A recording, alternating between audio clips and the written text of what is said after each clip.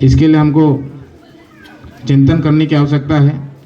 सारे हमारे अभी सम्माननीय हमारे जो पूर्व वक्ताओं ने बहुत अच्छी अच्छी बातें आप सभी के समक्ष रखी। मैं भी केवल 3 बात बोलूँगा कि हम जिस समाज में पैदा हुए हैं, अभी हमारे बड़े भाई साहब सम्माननीय हेमराज भारसकर सर ने भी बहुत अच्छी बातें कही कि अपने अपने स्तर से सारे लोग अच्छा काम कर रहे हैं। कई लोगों का काम क्या होता है, पर्दे के पीछे होता है, कई लोगों का काम पर्दे के आगे रहता है। और मैं चाहूँगा एक बार सारे लोग आगे वाले जो पर्दे के आगे हैं और जो पीछे रह के समाज को सपोर्ट करते हैं, उन सारे लोगों के लिए एक बार तालियां बजा दीजिए। मैं हमेशा कोशिश करता हूं कि मैं जिस समाज में पैदा हुआ हूं, मैं सिर्फ व्यक्तिगत की बात कर रहा हूं, मैं जिस समाज में पैदा हुआ हूं उस समाज के रीति रिवाज परंपराओं की बदौलत जो संवैधानिक अधिकारों के बल पे मैंने डॉक्टरी की पढ़ाई किया और बाबा साहब का सबसे बड़ा अनुयायी हूं कि आप जिस पद में हो तो वहां से आप अपने समाज के लिए क्या कर रहे हैं, पे बैक टू सोसाइटी। आप समाज की ओर मुड़ के देखिए। हर व्यक्ति से मेरा विनम्र निवेदन है कि आप जो भी काम कर रहे हैं, चाहे सरकारी विभाग में हो, चाहे प्राइवेट सेक्टर में काम कर रहे हैं, चाहे खेती बाड़ी में काम कर रहे हैं, समाज को 3 चीजें लौटा दीजिए कुछ अच्छा बनने के बाद। एक समय, एक पैसा और ज्ञान। ये 3 चीज मांगता है समाज। हर व्यक्ति अगर अपने से शुरुआत करें कि मैं अगर कुछ बना तो आज डॉक्टर ध्रुव जो चमक रहे हैं, आज कहीं ना कहीं मेरे माता पिताओं का आशीर्वाद, मेरे भैया लोगों का आशीर्वाद, भाभीओं का आशीर्वाद, समाज का आशीर्वाद के दम से आज मैं चमक रहा हूँ। ये कोई अकेले की बदौलत नहीं, मैं तो सिर्फ कर्म किया और आप लोगों ने हौसला दिया, इसलिए आज मैं चमक भी रहा हूँ। लोग पे बैक टू सोसाइटी।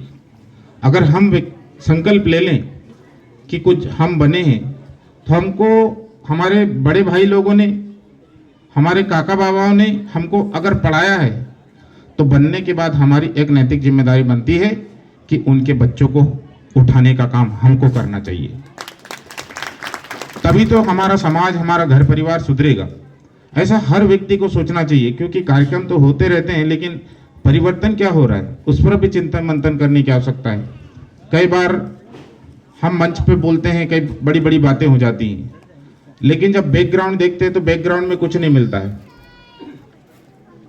तो प्रयास आज से ऐसा करें और 24 घंटे ये सोच बना के रखें कि हम अपने घर परिवार के लिए, अपने समाज के लिए, अपने गांव के लिए, अपने गांव का मतलब होता है हमारे गांव में और भी समाज के कुछ बच्चे रहते हैं, क्योंकि गांव का विकास तभी होगा जब गांव के सारे लोगों का विकास होगा, तब हमारे गांव की पहचान होगी कि विकसित गांव है।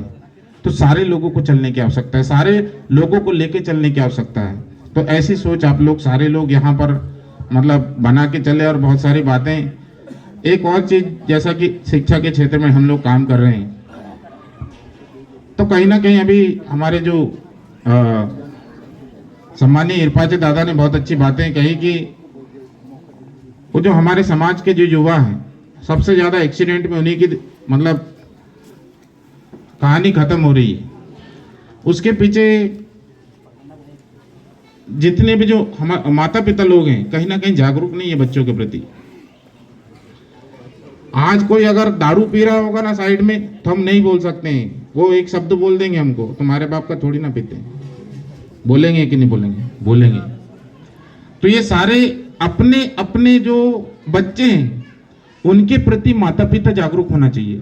कई बार मैं कल भी रात को मैं हरदा गया था, लगभग 1-2 बजे मैं रिटर्न हुआ वहाँ से, इसलिए मैं यहाँ आने में लेट हो गया। मेरी टीम भी यहाँ पे नहीं है, बाकी लोग सो रहे होंगे।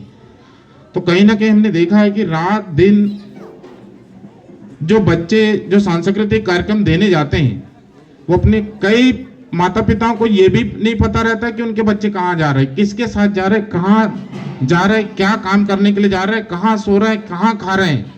इसलिए कहीं ना कहीं हमारे समाज की जो बहू बेटियों के ऊपर दिनों दिन अत्याचार हो रहे हैं।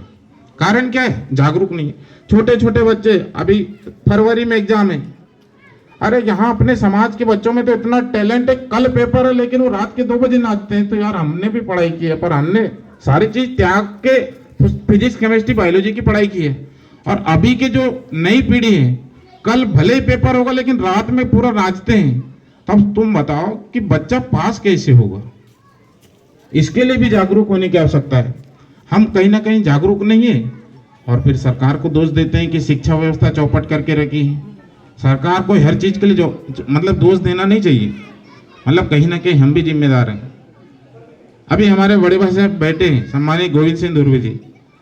आज जो राजा ध्रुवे चमक रहे हैं ना, माता पिता से भी ज्यादा अगर ऐसा भाई अगर हर व्यक्ति को मिले ना, तो जो मिट्टी बोलते हैं ना, मिट्टी को तपा तपा के एक बेहतरीन आकृति दे सकते हो।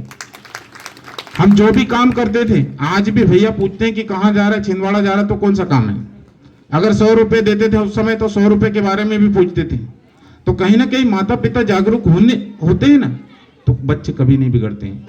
तो यहाँ से अपन संकल्प लेके जाएं, अपने बच्चों को मतलब अपने बच्चों पे ध्यान देना चाहिए कि क्या बदलाव हो रहा है बच्चों में, किस प्रकार की क्या चीज़ें की जरूरत है, इस सारी चीज़ों पे ध्यान देने की आवश्यकता है। हमारा समाज तभी सुरक्षित होगा जब हम अपने घर परिवार के जो नए पौधे हैं, इनको समय समय पे खाद बीज अच्छा देंगे, पानी देंगे, और आजू बाजू अगर खरपतवार उगेगा तो को कीटनाशक दे के इसको खत्म करेंगे, तभी वो मजबूत फलदार वृक्ष बनेगा और वो समाज को फल देने का काम करेगा। इसलिए भी जागरूक होने की आवश्यकता है।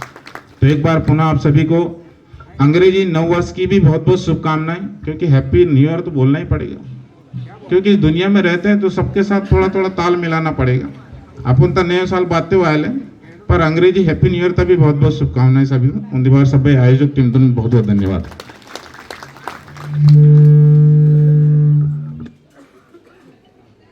हेलो, एक बार पुनः डॉक्टर राजा ध्रुवे जी के लिए बहुत बहुत जोरदार तालियों से, क्योंकि वास्तव में मैंने पूर्व में कहा, समाज का जो कर्ज है वही दर्द को पहचान सकता है, और समाज ने जो हमें आज जो कर्ज है, हम थोड़ा थोड़ा समाज सेवा और समाज में जन जागृति के माध्यम से उसे कम कर सकते हैं।